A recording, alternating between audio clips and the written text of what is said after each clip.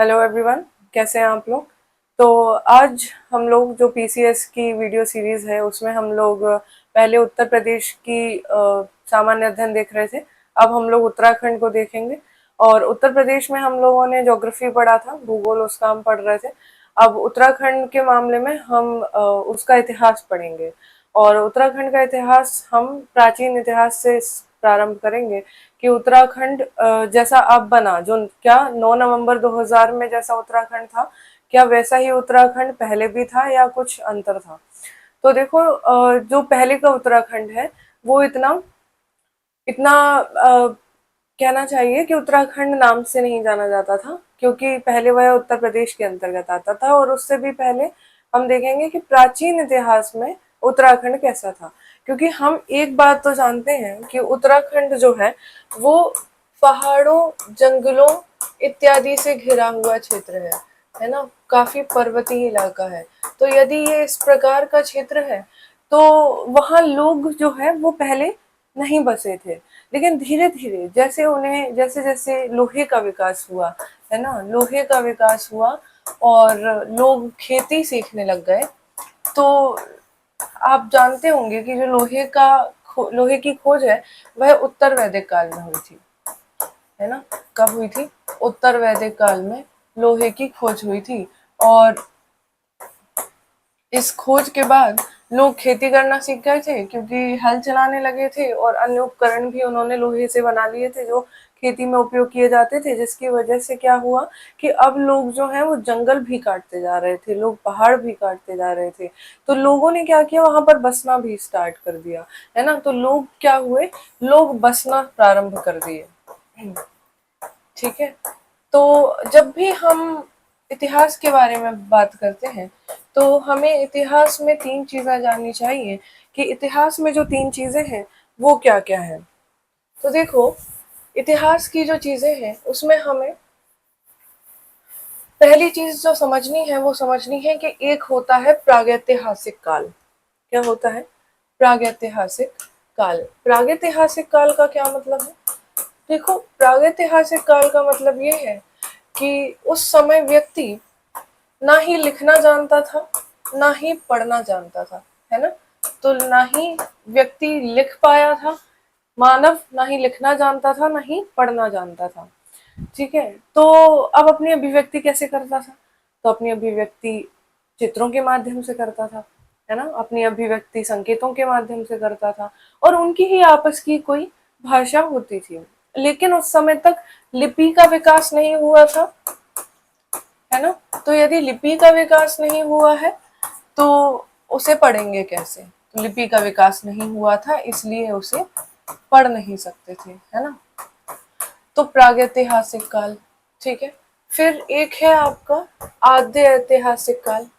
अब आद्य ऐतिहासिक काल का क्या मतलब होता है बेटा? आद्य ऐतिहासिक काल का मतलब है कि इस समय व्यक्ति लिपि तो जानता था, कुछ कुछ लिख लेता था, है ना। कुछ कुछ वो लिख लेता था, लेकिन आज का मानव उसे पढ़ नहीं पाया। ठीक है। तो लिपि का विकास हुआ,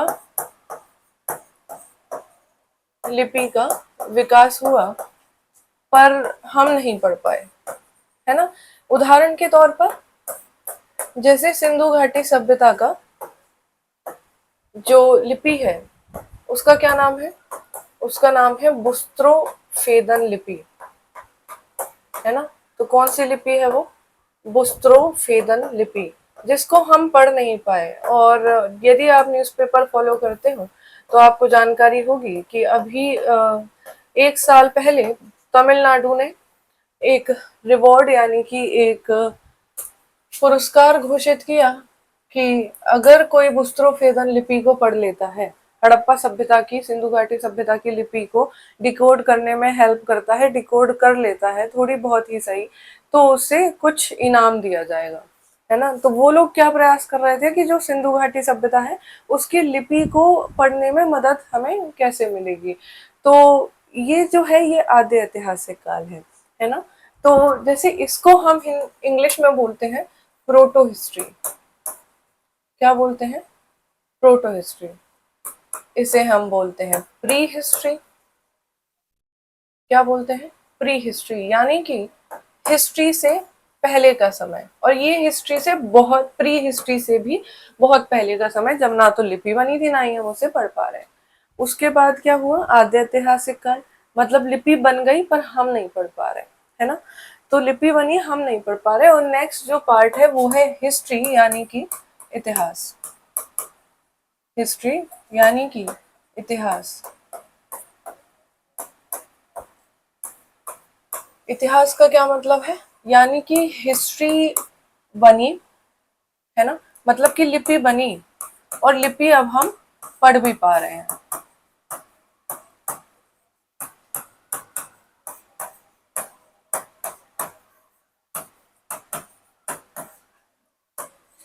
तो जो हमारा इतिहास होता है ना, उसको हम 3 भागों में डिवाइड करते हैं।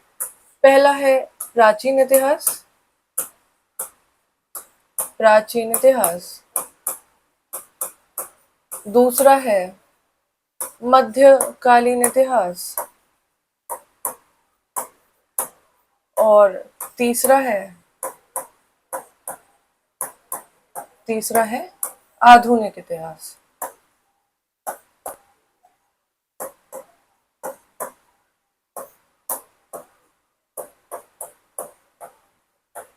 क्या है, आधुनिक इतिहास। तो इतिहास ये 3 है। और जो मैंने प्रोटो हिस्ट्री और प्री हिस्ट्री बताए, वो हिस्ट्री से पहले का है, यानी कि हमें कुछ कुछ जानकारियां उनके बारे में मिली हुई हैं। मेनली ये 3 चीजों को हम समझते हैं। तो अगर उस समय की हमारे पास लिपि नहीं थी, यानी कि हम पढ़ नहीं पा रहे, ना तो लिपि थी ना ही हम पढ़ पा रहे हैं, तो हमें पता कैसे चल रहा है, हमें पता चल रहा है शिलालेखों के माध्यम से, है ना। तो जो पत्थर और चट्टानों पर लोगों ने चित्र उकेरे या कुछ कुछ लिखने की कोशिश करी, उनसे हमें समझ में आता है कि लोग कुछ कुछ तो कैसे अपनी जो बातें हैं उनकी अभिव्यक्ति कर रहे थे, अपने विचारों की अभिव्यक्ति किस प्रकार कर रहे थे। मान लीजिए कि किसी ने अगर चित्र उकेरा है तो वहां पर एक पूरा समूह बना दिया, और समूह बनाने से पता चला कि अच्छा, उस समय का जो समाज था वो भी समूह में रहता था। या कहीं कहीं शिलालेखों पर ऐसा भी मिला है कि लोग जानवरों पर बैठे हैं और शिकार कर रहे हैं। और ये भी पता चला है कि चित्र जो बना है वो सिर्फ उसमें शिकार पुरुष ही नहीं कर रहे, महिलाएं भी कर रही हैं। इसका मतलब ये है कि जो समाज था वो काफी विकसित समाज था, यानी कि महिलाओं के प्रति किसी प्रकार का भेदभाव नहीं था कि महिलाएं घर की 4 दीवारी में बंद रहेंगी और सिर्फ बच्चे पैदा करने का काम करेंगी, ऐसा बिल्कुल भी नहीं था।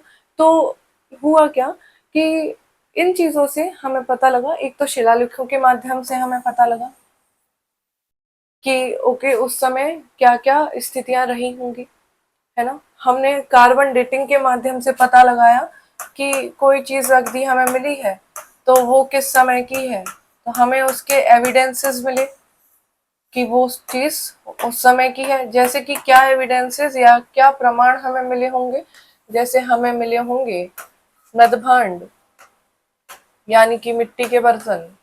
हमें मिले होंगे कुछ उपकरण, जैसे कैसे उपकरण मिले होंगे, जो जिनसे वो शिकार करते रहे होंगे, है ना। तो जब हम भारतीय इतिहास पढ़ते हैं तो हम ये देखते हैं कि वो किस प्रकार के जो औजार हैं उनका इस्तेमाल किया करते थे। तो पत्थर के औजारों का इस्तेमाल किया जाता था, पत्थर के औजारों से शिकार करते थे, पत्थर के औजारों से लकड़ियां काटते थे, और पत्थरों से ही उन्होंने पहली बार आग की खोज करी थी। चिंगारी उत्पन्न हुई तो आग की खोज हो गई। तो इस प्रकार से क्या है कि जो जब हिस्ट्री में लिपि नहीं थी, जब प्रागैतिहासिक काल में लिपि नहीं थी और हम भी नहीं पढ़ पा रहे, वो लोग भी पढ़े लिखे नहीं थे, तो हमें उस समय के बारे में जानकारी इस प्रकार से मिलती है। या ताम्रपत्रों से भी मिलती है। ताम्रपत्र मतलब कि तांबे के पत्र, है ना। तो उन पर भी कुछ कुछ लिख दिया, अभिलेख मिल गए। हालांकि ताम्रपत्र और अभिलेख बाद की बात है, लेकिन उस समय जब कुछ भी नहीं था तो उस समय शिलालेखों के माध्यम से और जो एविडेंसेस यानी कि मृदभांड और उपकरण मिले या हड्डियां मिल गई, है ना, तो उससे भी पता लगा कि किस प्रकार के उस वक्त जानवर हुआ करते थे, है ना, किस प्रकार के पशु जीव जंतु उस समय उपस्थित थे। ये चीजें पता लगती हैं प्रागैतिहासिक काल के बारे में हमें है ना। तो अब जो है इसके बाद हम प्रारंभ कर रहे हैं उत्तराखंड का प्राचीन इतिहास। तो अभी तक मैंने आप लोगों को हिस्ट्री का बेसिक्स बताया, और हिस्ट्री की एक चीज़ और कि हम हिस्ट्री क्यों पढ़ते हैं। तो जैसे एक मूवी है मैडम गीता, उसमें वो जब प्रिंसिपल बन जाती हैं और स्कूल में जाकर के अपने टीचर्स से पूछती हैं कि इतिहास हम क्यों पढ़ते हैं, तो इतिहास पढ़ने का जो मेन कारण है वो ये है कि हम अपनी पुरानी गलतियों से सीखें, पहला। दूसरा, पुराने समय में क्या चीजें बहुत अच्छी हुई हम उनको आज अपना सकते हैं, है ना। किस राजा ने किस प्रकार का अपना एडमिनिस्ट्रेशन चलाया, अगर बाजार व्यवस्था थी तो कैसी थी, अर्थव्यवस्था कैसी थी, समाज कैसा था, राजनीति कैसी चल रही थी, इस तरीके की जो बातें हैं वो हम इस हिस्ट्री से सीख सकते हैं, है ना। तो इसलिए हिस्ट्री पढ़ना बहुत इम्पोर्टेंट है। तो अब इसके बाद उत्तराखंड के प्राचीन इतिहास के साथ हम नेक्स्ट वीडियो में मिलते हैं, ठीक है। Thank you.